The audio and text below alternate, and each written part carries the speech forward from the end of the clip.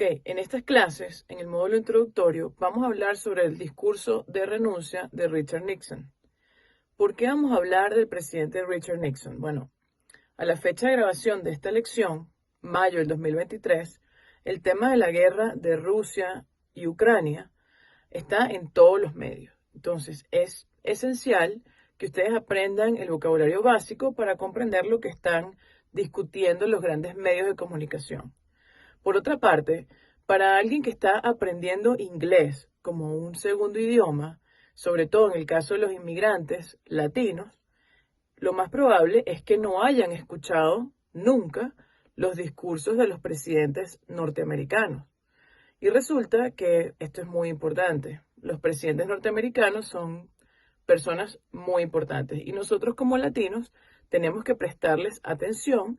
Me parece que es ideal para que comiencen a entender el contexto de la sociedad norteamericana y comiencen realmente a formar una opinión poco a poco, en el tiempo, con una buena base. ¿Cuál podría ser una buena base? Los discursos presidenciales. ¿No les parece? Entonces vamos a comenzar con esta valiosa herramienta que nos da no solamente acceso al vocabulario de representantes notables de la sociedad norteamericana, sino que también nos da una base histórica, nos da contexto y la vamos a poder usar de manera consistente a lo largo de todas las sesiones.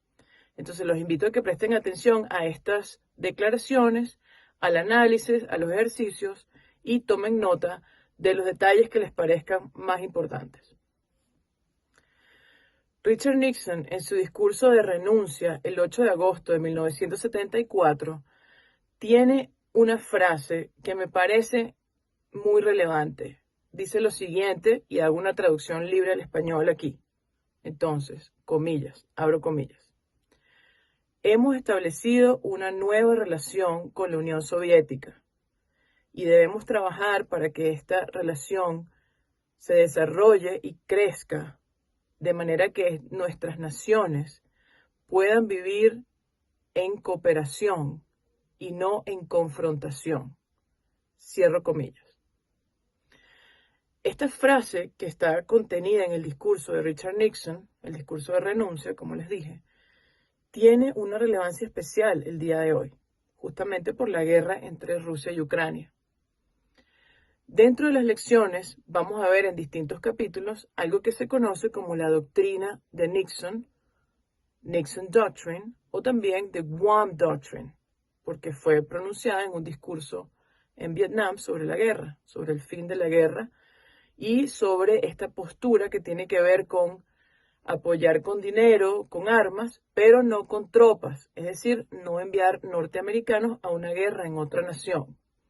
En particular, es importante que tengan en cuenta que la guerra en Vietnam, por supuesto, tiene muchas complicaciones, pero el ideal básico que se estaba trabajando allí es que era una guerra contra el comunismo chino. Entonces, digamos, era una guerra contra el comunismo como una amenaza para la democracia liberal norteamericana.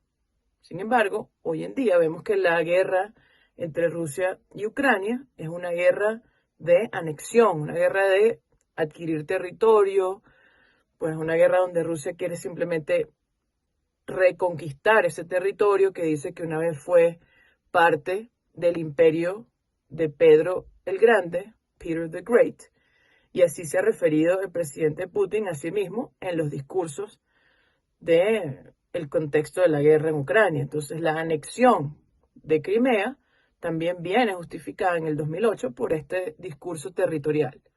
Pero ¿por qué vemos al presidente Joe Biden apoyando a Ucrania y al presidente Zelensky en esta guerra contra Rusia? Pues tiene un discurso parecido al de la guerra de Vietnam. Por supuesto que son distintos actores porque el principal enemigo de la democracia liberal en la época de la guerra de Vietnam era China.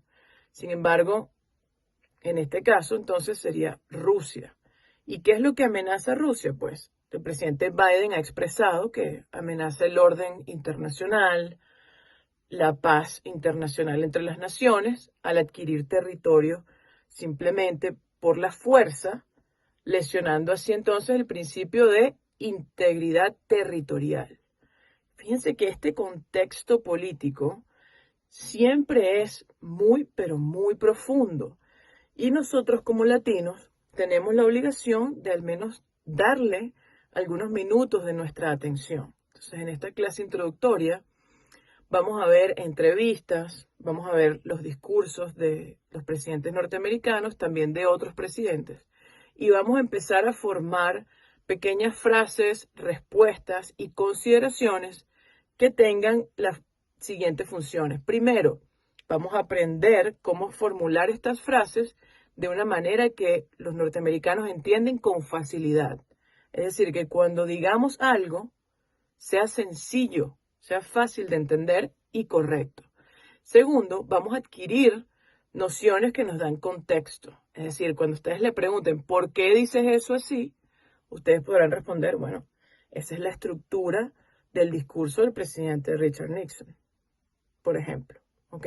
Entonces, esta es como la idea central del método S3TB, es mantener esta conexión con hechos históricos, que cuando ustedes hablen, estudien, escriban, tengan referencias precisas del lenguaje que usan y tengan referencias sobre todo relevantes y comprobables en el estudio del inglés como segunda lengua. En este clip vemos, por ejemplo, cómo el presidente Nixon dice que el asunto de Watergate no se manejó de la manera apropiada. Fíjense bien en la estructura de la frase. What criticism do you have with your own behavior or style or things that you've done? First, naturally, the Watergate matter should have been handled properly.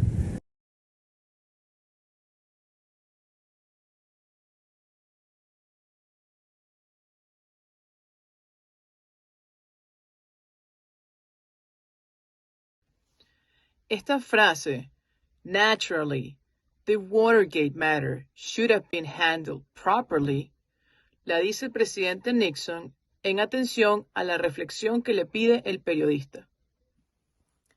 Quiero que pienses en algo que te hubiera gustado hacer mejor y redactes una frase en este sentido. Puede ser sobre tal vez algunas vacaciones o algún curso o tal vez una discusión, cualquier cosa. Pero debes comenzar con esta estructura. Naturally, I should have. Entonces, naturalmente, debí haber hecho tal cosa. Cuando redactes la frase de la asignación, quiero que por favor pienses en una situación que nos permita luego elaborar en la sesión en vivo. Es decir, puede ser sobre un contrato o una discusión o tal vez una explicación que quieres dar o tenerla preparada para cuando ocurra. Entonces, piensa en una situación que sea importante para ti para trabajar esto en la sesión en vivo. Pero fíjate qué útil es esta frase, I should have handled. Debí haber manejado algo diferente. First, naturally, the Watergate matter should have been handled properly.